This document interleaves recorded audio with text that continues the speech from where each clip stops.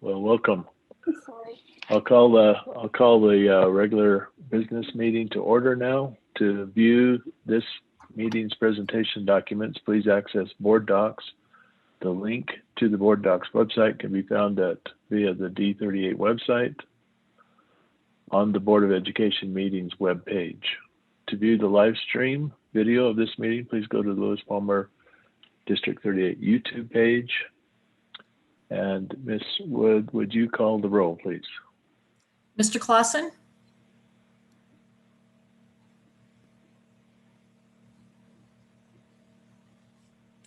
Here. Ms. Phillips? Here. Mr. Schwartz? Here. Mr. Taylor? Here. Ms. Upchurch? Here.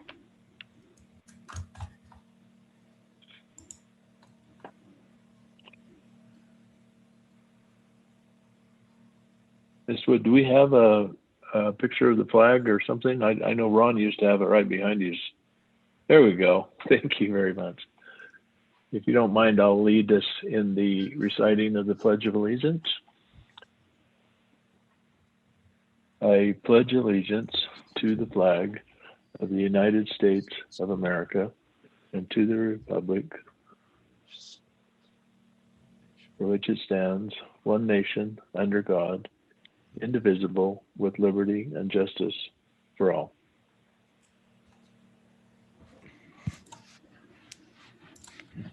I'd like to approve the agenda. I'd like to make a motion to approve the agenda as presented. I'll second. Any comments or questions? Hearing none, Ms. Wood, would you call the roll? Mr. Clausen?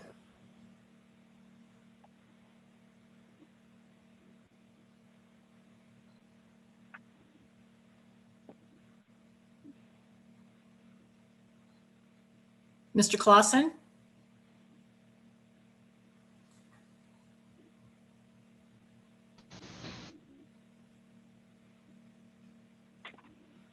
I'm sure he's here. Ms. Phillips? Aye. Mr. Schwartz? Aye. Mr. Taylor? Aye. Ms. Upchurch? Aye. Mr. Clausen, if your mic is having difficulty, you could type it into the comments as well. I'm sorry. There's a glitch in my internet service. So I presume there's a motion to adopt the resolution as presented. Is that what The we're? agenda. Okay. The agenda. Aye. Thank you. Has there been any comments, public comments submitted electronically? No, there were none submitted. Okay, well then we will pass on that agenda item and move to board member comments. I'd like to go Ron, Matthew, Tiffany, Teresa, and myself. No comments this morning, or excuse me, this evening. Thank you. I don't have any comments this evening either.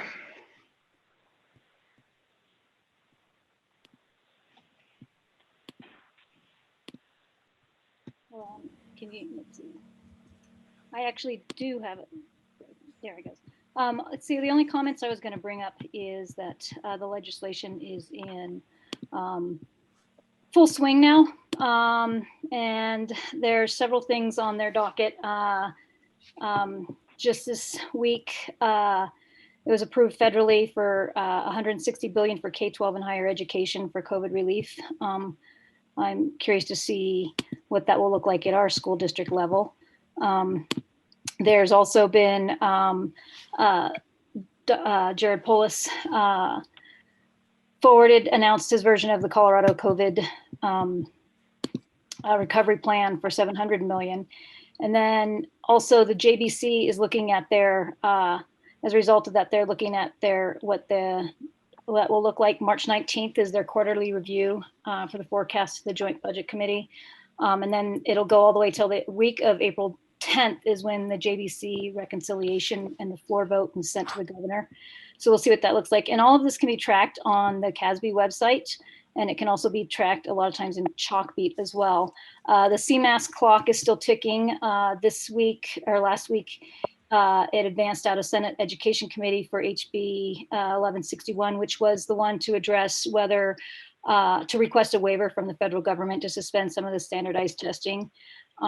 And rather than fully suspend standardized testing this year as originally proposed, the bill basically would reduce testing for students by half. And these tests would be suspended for science for students in grades 5, 8, and 11, math students in grades 3, 5, and 7, and then language arts for students in grades 4, 6, and 8, and then the elementary and middle school social studies tests.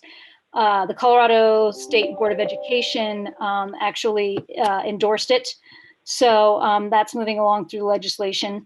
Assuming that 1161 is approved in the Senate, Polis would need to sign it before the Colorado Department of Education could submit the waiver.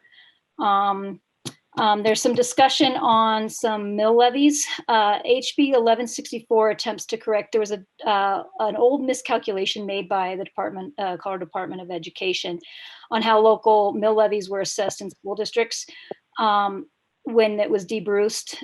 So I want to find out, Casey, maybe you or someone I'm still trying to figure out how that affects our school district. I'm not sure on that yet. And then other education bills, there's a bill to put some civics education requirements into state law, and that passed the Senate 28-7, so it's advanced on to the House. I am curious about that one too, because without interjecting my own personal ideology, I still believe in local control. So I'll be curious to see how that one comes down the line. Another one is a bill that's been amended that provides for the administration of cannabis-based medicines at schools, and that's cleared 2 Senate committees so far. Another interesting one is HB out of the House 21-1055, which would allow school boards to set pay for members. That actually has passed the House Education Committee. I thought that was interesting. Again, I am going to interject my own personal thoughts here. We don't pay our teachers enough yet, so I don't know that I would agree with that one. I mean, I have a heart to serve. I know that we do a lot of work, but my own personal thoughts are we're here to serve. Anyway, there's the Senate accepted some House amendments to repass SB 2153, and that makes mid-year school funding adjustments and provides for a safety net for the districts that have experienced an enrollment declines. And we've talked about that. With that basically is the that flexible budgeting that we've been working through. We've been talking about that all year. So again, you can go to CASB to see through their bill tracker. And there's also an interactive bill graphic that's on CASB that I often recommend our District Advisory and Accountability Committee to follow on. So that's the only thing I have right now. There will be a meeting after spring break. I'll be attending with CASB a meeting through CASB with Doug Lamborn and his staff. And then I'll be also attending our Tri-Lakes Chamber of Commerce luncheon, quarterly luncheon, which will be also when we get back from spring break. So that's all that's coming forward. Other than that, I hope everybody has stayed safe and warm, and happy snow day. And thank you so much to our amazing maintenance crew that has been out there working to dig our schools out. So with that, that's all I have.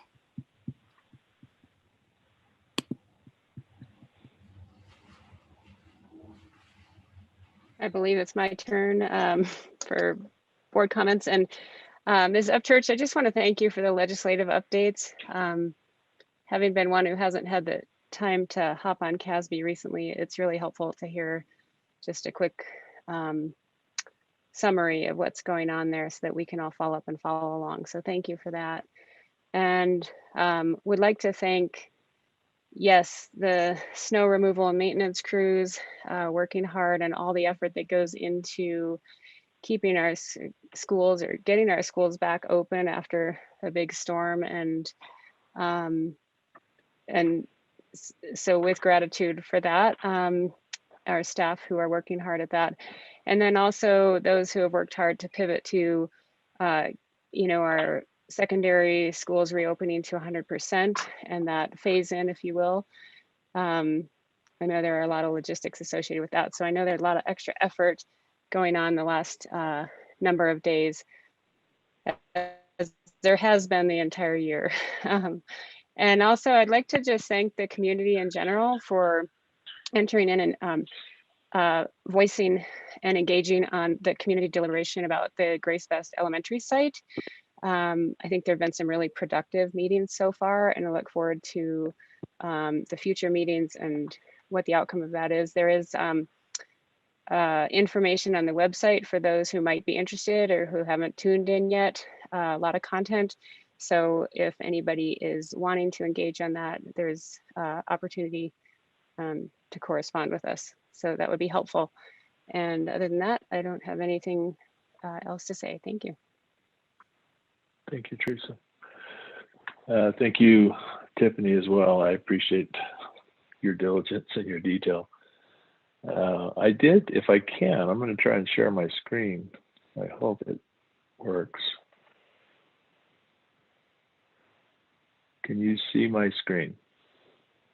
It's an Excel Yes. allocation of money. Yep. Very good. So this came from the federal government, and it's the state and local allocation estimates as of March the 8th. And you'll see I've highlighted Colorado here. So Colorado as a whole is getting just over 6 billion out of the 360 total. So there's 360 billion total. And 6 of that is coming to Colorado. Now, you'll see these columns here. So you'll see that the state is getting about 3.9. Metro cities are getting about 0.54. That's all in billions. Other non-counties are getting 0.27, and then the counties themselves are getting 1.17. And some smaller projects in the state are getting 0.71. It all adds up to the 6 billion. The metro cities, so here is Colorado Springs. So Colorado Springs portion of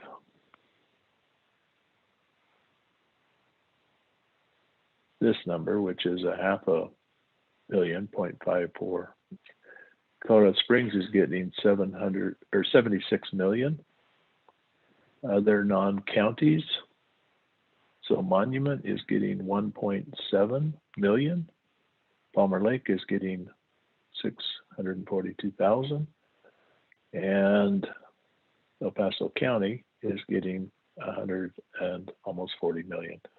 So those are broad numbers. Don't know how the state or the counties or the metro cities or the other non-county entities like Monument and so forth will be, how they'll spend that money, but that's an update as to how much is coming to the state of Idaho or Colorado, which will have an impact on our school district, particularly the 4 billion to the state. I too wanted to thank community members, particularly those community members that write to the school board and express their views and make their suggestions. And I just can't repeat enough that I appreciate all the perspectives that are shared and appreciate the time and effort that individuals take to write those letters. They do inform the decision process. They are diverse, but that's a good thing. And I want to thank also the teachers and all of the administration for starting the year in August, the downtime we had in November and December, and then another pivot here to go back to school full time on a phased approach. It's not been a consistent year. Not much about it's been consistent. In fact, I would venture to say none of us have ever experienced a year like this. But I continue to see an amazing amount of not just effort, but performance. And I want the teachers and the administration to know that it is recognized, it's appreciated by the community. And with that, Dr. Summers, I'll turn the time to you. Thanks, Mr. Taylor. Thank you all for your comments this evening and for your ongoing support. I'm going to echo some of the previous comments that have already been made and go into just a little bit more detail, but I do not have a formal PowerPoint that I'm going to walk through tonight. So I'm just going to hit some high points and then open it up to any questions that you may have. So in the spirit of continuing with that gratitude and appreciation for our entire team, wanted to, of course, elevate the efforts most recently of our grounds and our maintenance teams and how they are working as much as they can. I'd like to say round the clock that no one can work 24 hours and going, but they manage to work a good 14 to 16, and then they take a break, and then they're getting right back at it. So we continue to dig ourselves out on this one. This is one for the record books for sure. And hopefully we will have our path cleared to be able to resume instruction over the next few days as we're wrapping up with the midway point of March and going into a well-deserved spring break. So certainly wish all of our team the very best over a well-deserved spring break, and we can come back and finish the last quarter of the year well-rested, rejuvenated, and ready to finish out strong. Just thinking ahead toward what I know was a topic, well, thinking both back and thinking to where we are now, and also ahead to where we're coming back in after spring break. We spent a lot of time, as we know, the last couple of meetings talking a lot about our 100% or full return to in-person learning at our secondary sites. And now that we are a week in, there's definitely a lot of successes that we are wanting to share. First and foremost, just excitement and enthusiasm from our kids and from our staff. And some of the comments that I received were that many of our students who had not seen each other since last year, it was kind of like a big reunion. Kids were certainly excited to be back in school, almost a little bit like the first day of school, but also recognizing that there's some nervous energy there and some anxiety relating to the shifts that we are all continuing to work with. But I think it's fair to say, and certainly from a numbers perspective, which I'm just going to briefly highlight here. So you can see this is a small version. Let me try to go to the bigger version here. You can see where we're at as of last Friday in terms of the total number of positive cases, quarantines, and then our 2021 totals. So certainly something that we are feeling good about, but also we don't want to get too far ahead of ourselves. We know that this can often be a lagging indicator, but certainly going through the next few days as we're working into spring break and then coming back in March 29th with all students, all grade levels, being able to attend Monday through Thursday, and then maintaining that Flex Friday schedule. Our plan will be at this point to continue with that model from the standpoint that we are hearing a lot of good supports and strategies for students, whether they be needing additional time and intervention support, or students that may still be in a synchronous mode, benefiting from that time that they have on those Flex Fridays. When you look at really where we're at between now and the end of the semester, we're also very mindful that any additional shift is such that it creates challenges that we know our staff and our families and our kids have to adjust to. So I think as best we can, we'll continue with the plan that we have and make sure that we're, again, finishing the last quarter of the year out strong.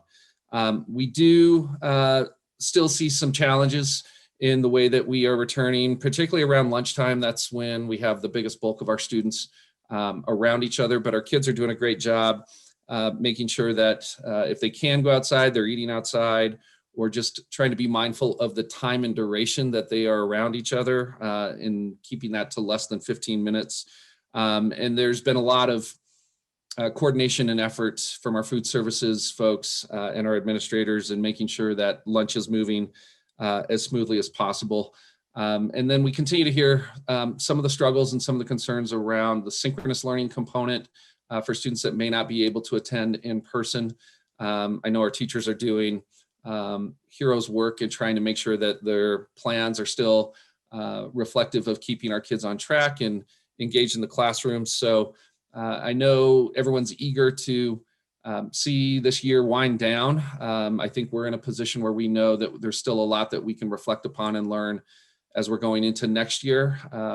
But more than anything else, just want to appreciate or thank everyone and appreciate all the support that we've received in making this transition to the in-person learning for our secondary schools in ways that we're seeing many of the successes that I've shared with you. Ms. Upchurch touched on this earlier, and I'll just echo a few of the updates that she referenced in regards to testing. So namely, the tests that we are really sure of that we know are going to happen the way that they're scheduled right now is SAT for 11th grade and PSAT for 9th and 10th grade. So that is scheduled to occur the week of April 12th. And schools are continuing to keep their families and students updated in regards to what that testing window will look like. And then AP testing for our high school students that are in AP classes, that will start on May 3rd, and that will be in-person testing. So again, that information is also going out to our students and families that are in AP. The CMAS legislation that Ms. Upchurch referenced, we're awaiting word to know exactly what that will bring in the way of some changes. But as she mentioned, it is proposed to essentially reduce testing by half.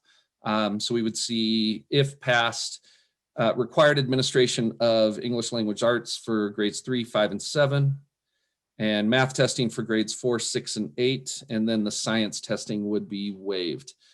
So we have multiple plans and contingencies related to all of the moving parts around testing. We're trying to keep our families up to speed on that, trying to make sure that we are logistically and adequately prepared to be able to administer testing in whatever form or fashion CDE and state officials deem our schools should be engaged in as we're going through this spring. So appreciate all the coordination and efforts there. And I know we have a couple of principles to introduce, but we have an agenda time already allocated for that. So at this point, I'll just pause and see if there's any questions or anything I can clarify in more detail.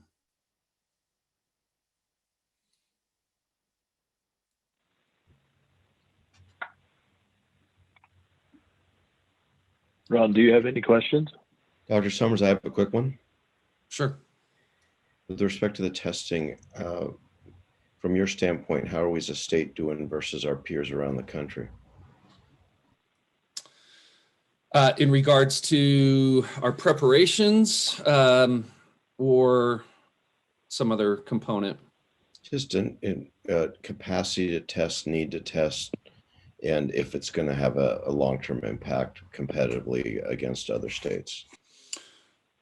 You know, on the national level, it's hard to say. What I can speak to, I think, more from a statewide perspective is we see there being a major continuum of philosophical orientation toward why we should or why we shouldn't test. I think where we situate in that as a district is we're ready to. We understand what some of the reasons are why not to. If nothing else, just instructional time and making the most of every day that we have with our kids. There is an administrative burden with it in terms of logistical planning and execution, but it's not anything that we're not typically used to dealing with. Probably the major difference, and this may be reflected more nationally when you look at how some districts have been in school for a long time, like us, and then other districts maybe haven't been in as much school. And so I think that's probably where you're going to see some of the differences bear out. And you could even make that argument across the statewide landscape. My prediction is that our kids and our staff and our families all together are ready. We're ready for whatever the challenge or the expectation is. And certainly we're also mindful of a parent's decision to opt out. However, I would say right out of the gate that I think based on what we've heard, there's a majority of our families that do support our students being assessed for their learning progress throughout the year. And knowing that this information will not be utilized for any sort of teacher evaluation or accountability effort. At the end of the day, it does give us a good or potentially good barometer to see how our students have performed over the course of this year. So my prediction on all that is, I think, while we will see inevitably some type of an impact when you compare this year's test to now 2 years ago, since the last time that we took a test, we'll still learn from it. We'll carry that information forward. It'll be value additive for our students as well as our educators and our families. Thank you. Sure. Matt, do you have any questions? I don't, Chris. Thank you. You bet. Thank you. Tiffany, do you have any questions? For once, I don't. Thank you. Thank you. Miss Teresa? Upchurch. Oh, sorry, Mr. Taylor. Miss Upchurch, I did write down one quick note that I was just going to mention in regards to the mill levy recertification legislation that is being proposed right now. That's probably a topic that is deserving of its own meeting. So I don't know if that will necessarily be something that we need to dive into as early as April, but we can keep a close eye on it. And if we need to evaluate that in more detail, maybe a later date in the spring, we can stay in touch on that one. Thank you. Thank you a lot. Sorry about that, Mr. Taylor. No problem. Teresa? I did have one question, but it might be more apt for the consent agenda. It had to do with the invoice there for AP testing. Do you want me to ask that now or wait till the consent agenda is up for approval? I'll dive in. Yeah, My go ahead. question. Okay. And Dr. Summers, tell me if you'd like to put it off till later in the meeting. But there was an invoice that has Palmer Ridge on there. My first question was, does that just the cost of the AP testing through Palmer Ridge, or does that cover both Palmer Ridge and Lewis Palmer? And the second part of that question is, if I know that there have been funds in the past for families that may need additional financial help with regard to the cost of AP testing, I'm wondering if there's also added help given COVID and some of the financial positions some of our families may be in with regard to AP testing costs. Sure. I can speak to, I think, both of those. And then Dr. Benton, if there's anything else you want to add, please weigh in. So what you're seeing in that invoice specific to Palmer Ridge is their plans to order the maximum number of possible tests. And they do this out ahead of time. So right now, the Lewis Palmer High School amount is not quite at the threshold that is the $50,000 mark for board review and approval. So that's why you see one invoice for one school and not the same invoice for another. And then unique to the second part of your question, what I would tell you is that for any student or family that is in financial need, we do offer assistance. And that is typically coordinated on a case-by-case, individual student-by-student basis at each of the sites. So I don't know that I have enough information to speak to the difference between this particular year and the need for additional assistance compared to previous years. But we are in a position where we can provide that assistance where it's needed. That's great. Thank you. It just occurred to me there might be some additional families in need possibly this year. Absolutely. Thanks. Dr. Benton, did I get everything on that? Was there anything else you would want to weigh in on? I think you said it exactly how it should be said. And I would encourage, if there's anybody that does need assistance, to reach out to their counseling department, because that's who starts that process. We also have dollars set aside through our title allocation to help fund some of the students in need. So we have dollars set aside for that. It's a great point. Thank you for bringing that up. Thank you both. Thank you. Well, great questions and great comments, Dr. Summers. It's encouraging to hear your optimism, so I appreciate it. In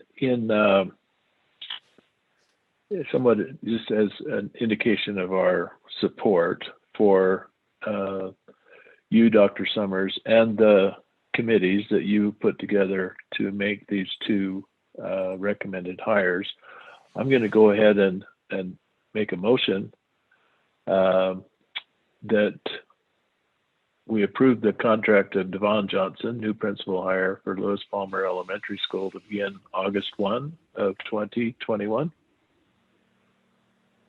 I'll second. And then if we could, Dr. Summers, as part of our discussion, maybe we could have the introduction and have any Q&A during that, and then we'll end with the vote. That'd be great. Thank you for setting that up, Mr. Taylor. So it is my privilege and pleasure to introduce to you the newly selected Lewis Palmer Elementary School principal, Mrs. Devon Johnson. So as many of you know, Mrs. Johnson has been a longtime employee of District 38. She began her career as a elementary school teacher at Prairie Winds. I believe, Devon, you probably taught just about every grade level in addition to music. And then as you also are, I think are well aware, Mrs. Johnson has been serving as our Learning Services Curriculum Coordinator for the past, is this 4 years now, Devon? 4 years, which also includes responsibilities that extend to support for our Homeschool Enrichment Academy as their principal, given their instructional schedule. So she wears many hats. She wears them all well. And I think what impressed the advisory team the most through the interview process, and I will say it was a rigorous and comprehensive process. It was one that had several highly qualified applicants, a rigorous selection process just to even be interviewed at the site the day of that interview. And Mrs. Johnson really checked off all of the boxes that were looked for, that were established by that advisory team. So her passion for students and student learning, as well as her being very well planned and supportive of all of our staff and adults, and then having the community really close to her heart, and being able to now transition into this role again as the principal that will start the 2021-22 school year is something we're really excited about. So without further ado, I might allow Devon to just say a few words, and then allow the board to ask any questions that they may have as well. Congratulations, Devon. Awesome. Thank you, Dr. Summers. And I thank you and your team certainly for this opportunity. As I've been here for a while, I'm very excited for this new role. I'm honored to step in after someone so great as Jenny Day, and to get to serve in that new role as principal. Honestly, I have been so overwhelmed in the last week by emails and phone calls and support from people around the district. It has been just remarkable. And in addition to the warm welcome I've received from both Jenny Day and the Lewis Palmer staff and community, has been just something I have never ever seen. And I couldn't be more excited to step into that role. I am completely open to answer any questions or anything you might be wondering about. Well, Thank you, Devon. go ahead. If I could, I'd like to go through the same order just for consistency here. So I'll start with Ron. Do you have any questions or comments? No, just want to welcome you aboard, Devon. It's great to see you move up through the ranks, and it's really great for the staff and for morale. I've had several parents call me particularly excited about having you do that role. So we're real excited to have you here as part of the team and make an even bigger contribution than you have previously. Congratulations. Yeah. Thanks, Ron. Matt, do you have any comments or questions? I do. I have to say one of the saddest days of my kid's life was when Johnson, Left Prairie Winds. She was one of the favorites there.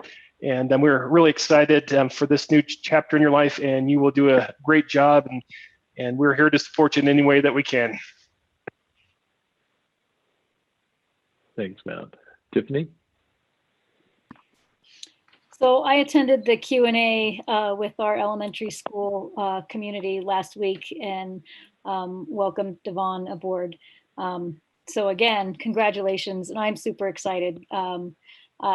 Yes, Jenny just has big shoes to fill, and I am again sad that my 6th grader will be moving on and I won't be in the building, but I am so thrilled and proud that you're going to be at Lewis Palmer Elementary School, and thank you so much for stepping into that role, and I look forward to lots of good things. That's great. Thank you. Thank you, Tiffany. Teresa? Vaughn, congratulations. I just so appreciate the depth of your experience, both historically and also all of your teaching experience that you'll bring to Lewis Palmer Elementary School. And having toured the homeschool enrichment program last year and in our subsequent conversations, I'm so grateful for the focus that you put on each individual that you work with, both staff and teachers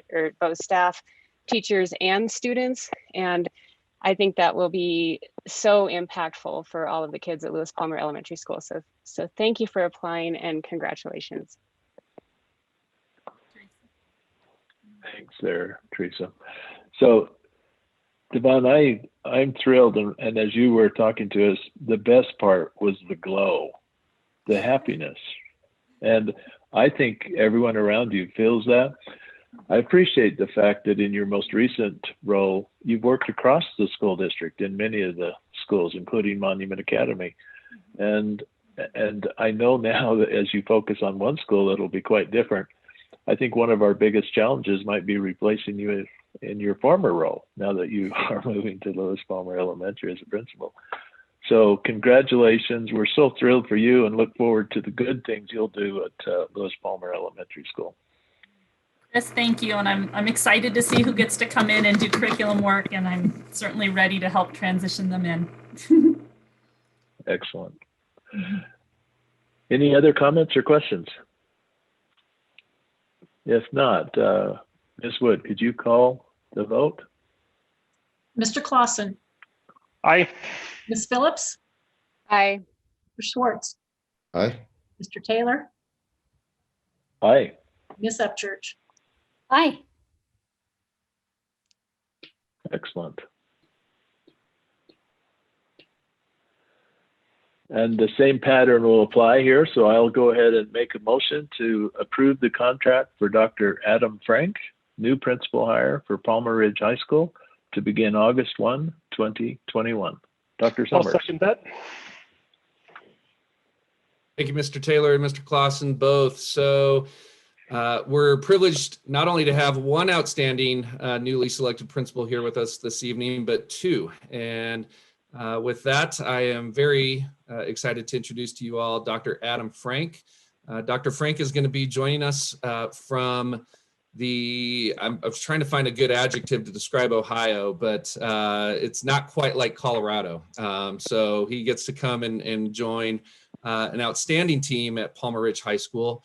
I had the privilege of working really closely with the advisory team in this process, and it's fair to say that as it is at all of our schools, that we have high expectations for student learning, both in terms of academic achievement, but also in terms of whole student development.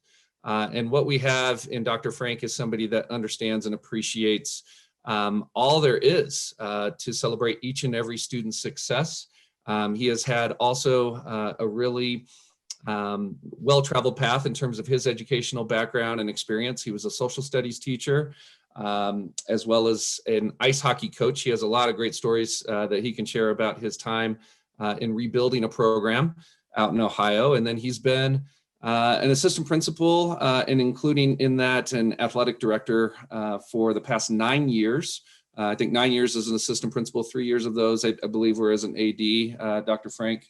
And then he has recently completed his doctorate program in educational leadership, and he is already on his way toward being published in a real exciting text that's really all around relationships, all in terms of how we work with our students through different types of challenges and struggles that they may be experiencing. So there's a lot of insight and wisdom that he is also bringing into this particular role. I think more than anything, though, is you can tell he is team focused, he is student focused, and he has a mindset toward moving forward. And I know that's something that Palmer Ridge is also very excited about.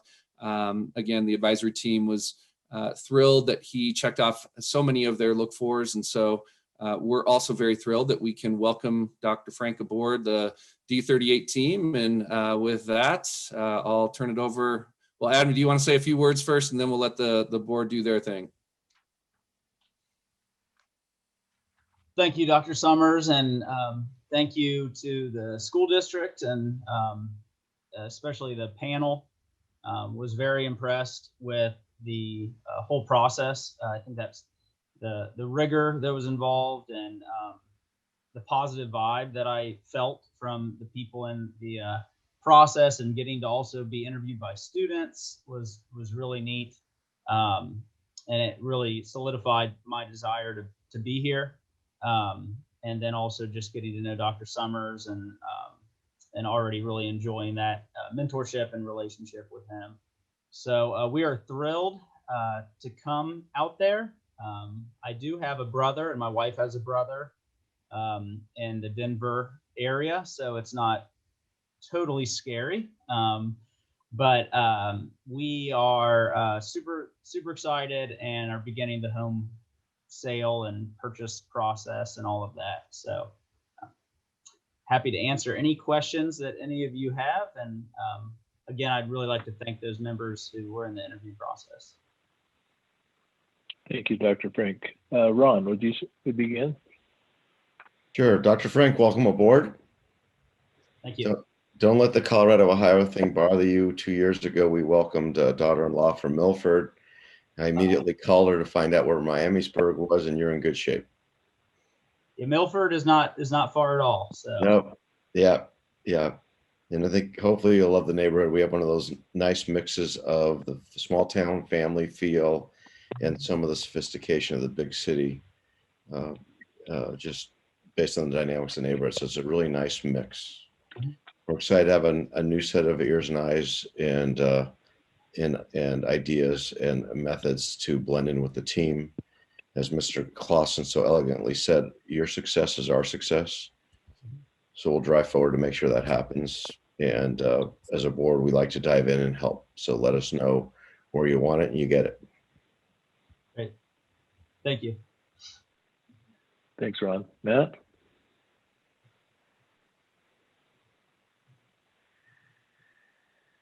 Yes, Dr. Frank, once again, welcome to the team. We've heard many great things from you, from the committee that interviewed you, and looking at your CV, you're very accomplished, and I think you're going to be a great fit for Palmer Ridge and help it rise to new levels. And once again, welcome aboard. Thank you. Thanks, Matt. Tiffany? Dr. Frank, welcome to the team. I think you're going to love, I think we've all lived here because we've all fallen in love with the community and the district. And you landed at a great school with a great staff and amazing kids. So as you celebrate each of our students, we look forward to helping you and celebrating our schools with you. And if you need to reach out, there's lots of resources around, and lots of ears and willingness to help you adjust. So look forward to meeting you in person. And I have a student that'll be graduating this year, so it won't be for another 3 years until I have another one go through the building. But welcome aboard. Thank you. Thanks, Tiffany. Teresa? Well, I'm going to follow with a fourth welcome aboard then. And look forward to meeting you in person, and wish you, the best in terms of the move. But when you get here, it's a wonderful community, as well as a school district. So reach out, please, if you need additional help, even extra hands. So we are here to support you, and we're looking forward to the year ahead. Thanks so much for applying. Thanks, Teresa. So I'd echo everything our board members have said, but they've said it all so well, I can't repeat any of it. It's, you know, I'd ruin it if I said anything. So I've only got a couple things to say. There is something very much common between Colorado and Ohio, and that is that there are 2 of 3 states in this whole United States that end with an O. Huh. Well, in Ohio, The third state. it's a big deal Go to ahead. spell OHIO. That's a tradition in Ohio, but I won't do that anymore once I come over there. The third state, just so we all know, is Idaho, which is my home state. That's why I knew that silly trivia. Dr. Frank, one other thing really important that you should know is that we had some kids over to our home this weekend, and they were talking about getting a new principal at their high school. And one of them said, "Oh, what was his name? What was his name?" And someone else said, "I don't know. I think he had 2 first names." So you've got a reputation already. Welcome. We do appreciate not only your willingness to come, but your eagerness. And it's noted in your conversations, and we appreciate it very much. Thank you, Mr. Taylor. It's a small world because I announced to my staff the departure, and a lot of great communication after that. And it's amazing how many people have connections to Monument, even all the way over here. So that's exciting. And I think even some family members here have relatives who have students at Palmer Ridge. So very neat, very exciting, and I'm really looking forward to working with the students. I think that's one thing the committee hopefully saw is I really enjoy high schools, and really enjoy working with high school students and that staff. And so, and to I think Teresa's point, I've received great emails from a lot of people. It's been really neat, kind of as Ms. Johnson said. Receiving emails and welcome letters and whatever I need when I get there. So already I've been very impressed with the gratitude and warm welcome. So thank you. Excellent. Well, we do wish you well on your transition time. So any other comments or questions from the board? Hearing none, Ms. Wood, could you call the vote? Mr. Clausen, Aye. Ms. Phillips, Aye. Mr. Schwartz, Aye. Mr. Taylor, Aye. Ms. Upchurch. Aye. Excellent. So our next agenda item is our monthly financial planning and analysis review. Shauna, are you? Yes, I see you. Hi. I am Welcome. here. Yes. How is everyone tonight? Well, thank you. Good. So again, I think this month we just have our normal reports. And so I think Vicki was going to just pull up the enrollment report. But again, staying right around the same amount that we've been going through the last few months. And so we're hitting 6554 as of March 1st. So not a whole lot to note on that. The other thing that we included this month, obviously, Mr. Taylor, you know about this because you and I talked through it. The additional reports that we kind of featured last month with the graphs and everything, we've got them kind of whittled down to most helpful that we at least believe are most helpful. So if you want to pull those up on your screens, you will see that information. I didn't know if there was a whole lot of questions this month. There appears to just kind of be the standard reports as we move forward currently, so. I Jen, didn't have a whole lot of I only- talking points this month.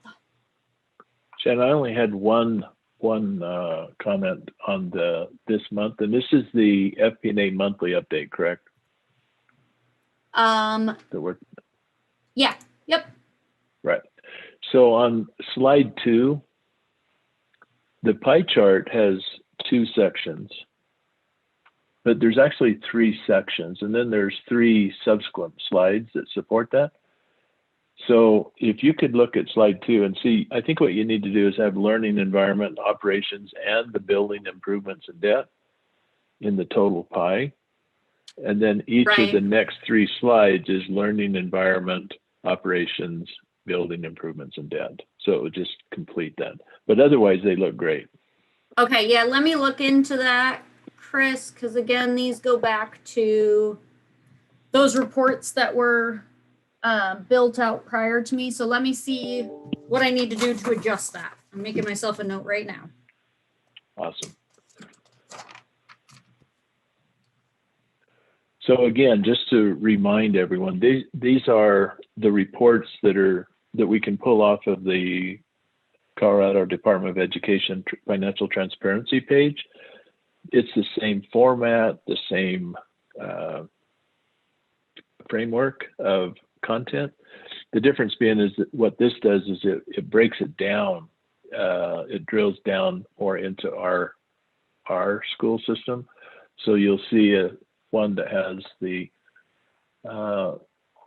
secondary schools as a composite, and then you have the middle school and the 2 high schools. Then you have a composite for the elementary schools, and then you have each of the individual elementary schools. So it's just, it's exactly the same approach that Colorado Department of Education uses, and it's just now, it's just broken down or drilled into by our locations.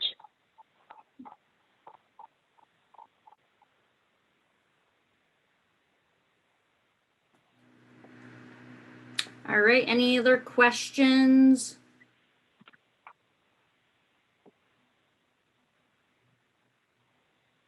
That was easy. Good job. Thanks.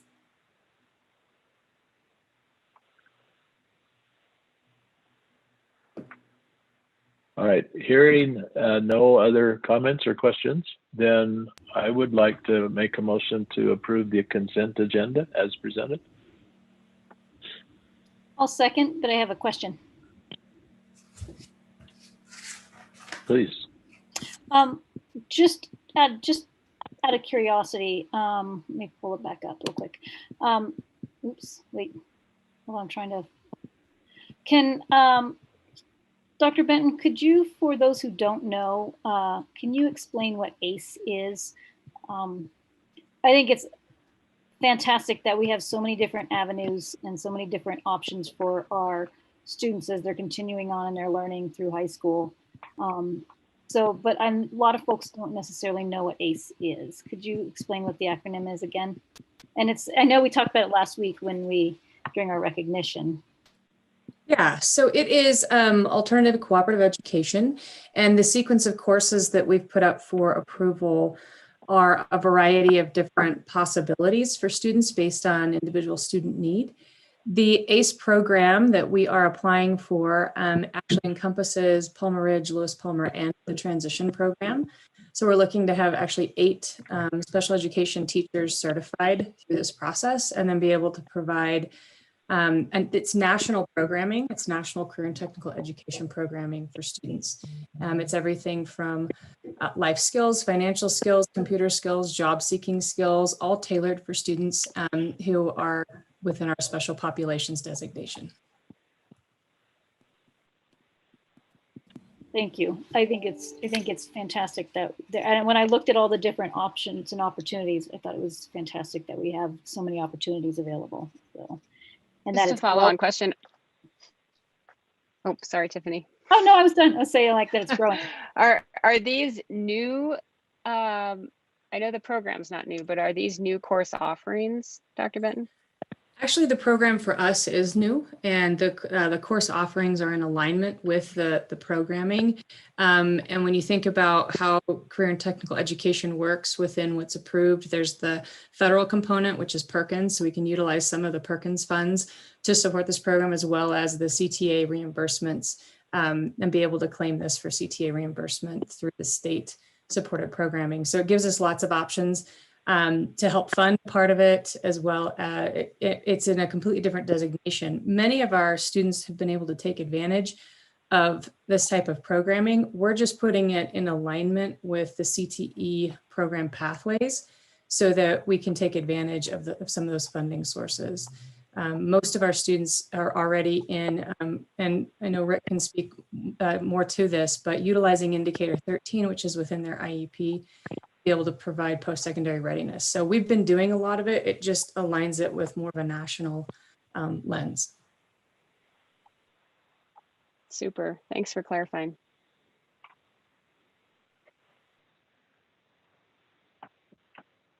Any other questions or comments? And further, Tiffany and Teresa, thanks for those questions about that. I read through those as well and thought, well, this is really good alternatives.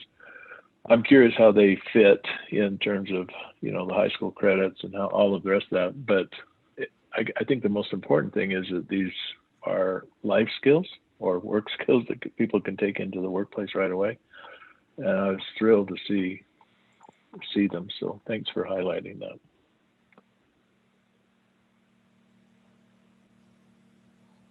Any other questions or comments on the consent agenda? Just one more question might be for Dr. Benton about the gifted education grant. Is this something that comes up yearly, or is this a new grant? So this is an annual grant. It's the Qualified Personnel and Universal Screening Grant that we do apply for every single year. And it is open to all Colorado school districts that meet the AU requirements with licensed personnel. It also helps us cast a wide net within our sixth grades at the 5 elementaries that have sixth grade students, because it fits within the definition of middle school. So it actually pays for the assessment that we give, the COGET assessment. And then it also pays for some of the extra time that our GT facilitator actually gives to all the schools within the district. So it helps supplement that. It supplements the statewide funding that we get for GT. Thank you. You're welcome. And a follow up to that question. Oh, sorry. Oh, go ahead. When will we know if we've gotten that grant? So the application date is April 15th, and then we usually hear information by the middle of May so that we can then put it within our district budget for the following year. And every district who applies and meets that deadline does get a portion of the funds. So it's not we meet the criteria for this grant, and we'll get it in on the deadline, and we will receive funds. We just don't know the proportion of funds yet.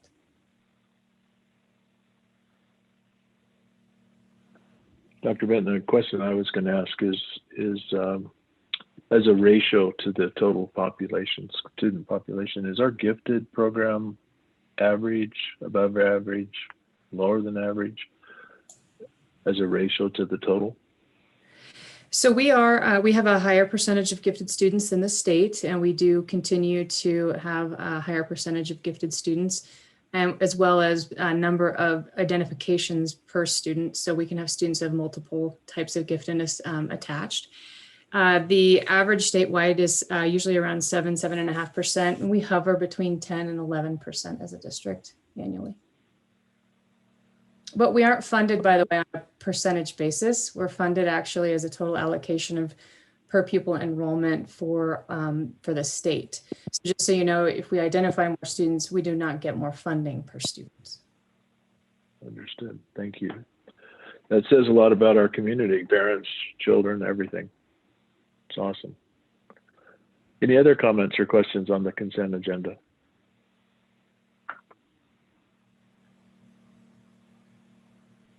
Hearing none then, Ms. Wood, would you call the vote? Mr. Clausen, Aye. Ms. Phillips, Aye. Mr. Schwartz, Aye. Mr. Taylor, Aye. Ms. Upchurch. Aye.